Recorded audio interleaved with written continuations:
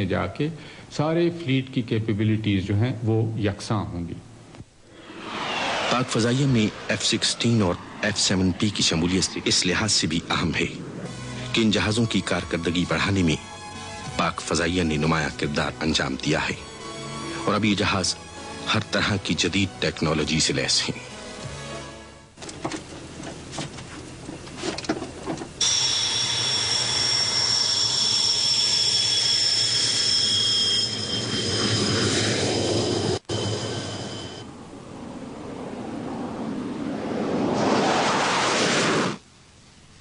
F-7P ایک پرانا design کا جہاز ہے، اور اصل میں یہ اب سے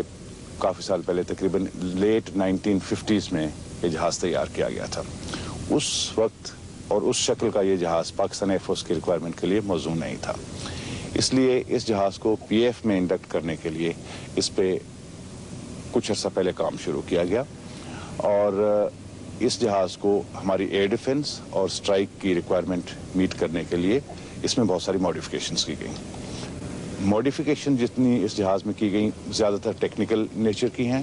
اور تقریباً 136 ماڈیفکیشنز ابھی تک اس میں ہو چکی ہیں۔ ماڈیفکیشنز کی نوعیت کچھ یوں ہے کہ زیادہ تر ان میں سے ایسی ہیں جو اس جہاز کی کامبیٹ پرفارمنس کو انکریز کرنے کے لیے تھیں، یا اس جہاز کی فلائٹ سیفٹی کو امپروو کرنے کے لیے زمین پر اور ہوا میں دونوں جگہ پر۔ ایک بڑی میجر ماڈیفکیشن جو اس میں ہوئی ہے وہ یہ ہے کہ جہاز کی ویپن کیریج اسٹیشنز جو ہیں، ایکسٹرنل سٹورز جو ہیں اور انٹرنل ویپنز جو ہیں، ان میں تبدیلی کی گئی، جس سے یہ کیا کہ پہلے اس جہاز میں ایک گن تھی، اب اس کی جگہ 2 گنز کر دی گئی ہیں۔ جہاز کے باہر اسٹیشنز کم تھے، اب جہاز کے باہر 5 ایکسٹرنل اسٹیشنز ہیں جس پر جہاز مختلف قسم کے ویپنز لے جا سکتا ہے، جن میں امریکن، فرینچ، برٹش اور پاکستانی ڈیزائن کے سب ویپنز لے جائے جا سکتے ہیں، جس میں general purpose bombs, air to air missiles, cluster bomb units, Durandal bombs اور لیزر گائیڈڈ ویپنز بھی اس پر لے جائے جا سکتے ہیں۔ یہ سب کچھ کرنے کے لیے جہاز میں ہم نے ایک چیز لگائی جس کو ہم ہڈ کہتے ہیں، ہیڈز اپ ڈسپلے۔ یہ ایک الیکٹرانک یونٹ ہے جو کمپیوٹر کنٹرولڈ ہے۔ اس کے لیے سافٹ ویئر سارا پاکستان ایئر فورس نے خود لکھا ہے، اور جس میں ہم نے چینیوں کو بھی مدد دی ہے۔ اس کے ہڈ کی انسٹالیشن سے جہاز کی کیپیبلٹی اور ایکوریسی میں بہت زیادہ فرق آ گیا ہے۔ جہاز کی اب جس قسم کی بھی ایئر ٹو ایئر یا ایئر ٹو گراؤنڈ فائرنگ ہو وہ بہت زیادہ ایکوریٹ ہوگی۔ جہاز میں ایک نیا ویڈیو ریکارڈر فٹ کیا گیا ہے جو نارمل پرانے کیمراز کو ریپلیس کرے گا، اور اس کی جگہ street video recording of aerial shots ہوگی۔ جہاز میں ایک ایئر بورن انٹرسیپٹ ریڈار لگایا گیا ہے جو ہوا میں دشمن کے جہاز کو ٹریک کرنے میں اور ہوا سے زمین پر زمینی ٹارگٹس کو ٹریک کرنے میں مدد دے گا۔ اس کے علاوہ جہاز میں کچھ الیکٹرانک کاؤنٹر میئرس لگائے گئے ہیں جو اسپیشلی جنگ کے دوران دشمن کے دفاعی ویپنز کو نل اینڈ وائڈ کرنے کے لیے کام آئیں گے۔ ان سب چیزوں کے علاوہ جو ایک مین چیز کی گئی ہے وہ یہ ہے کہ جہاز کے انجن کی لائف اور جہاز کی اٹ سیلف لائف جو ہے اس کو انکریز کیا گیا ہے۔ اس وقت اس شکل میں یہ جہاز کسی بھی ماڈرن ڈے فائٹر کے ساتھ کمپیٹیبل ہے۔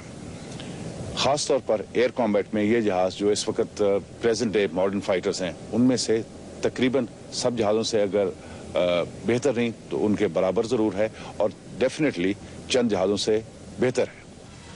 F-16 اور F-7P کی پاک فضائیہ میں شمولیت اس لحاظ سے بھی اہم اور نمایاں ہے کہ ان دونوں قسموں کے جہازوں اور خصوصاً F-7P کی تمام تر مینٹیننس اور دیکھ بھال پاک فضائیہ کے انجینئرز ہی کرتے ہیں، اور اس طرح فنی اعتبار سے ان جہازوں کی درست کارکردگی کے لیے پاک فضائیہ کو کسی بھی بیرونی مدد کی ضرورت نہیں ہوتی۔ F-7 جہاز کو ہم 1-1.5 سال سے پاکستان ایئر فورس میں اڑا رہے ہیں، اور اس کو ہم نے اپنی ریکوائرمنٹ کے مطابق اس میں سسٹمز لگائے ہیں، اور اپنی مینٹننس کے پوائنٹ آف ویو سے بھی اس میں ایسے طریقے لگائے ہیں اور ایسے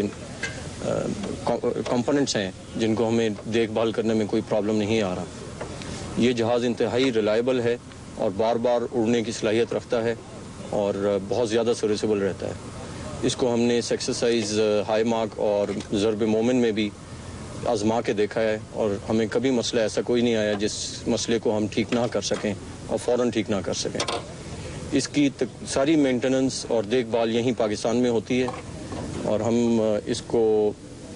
یہیں پہ اسی بیس پہ ٹھیک کرتے ہیں،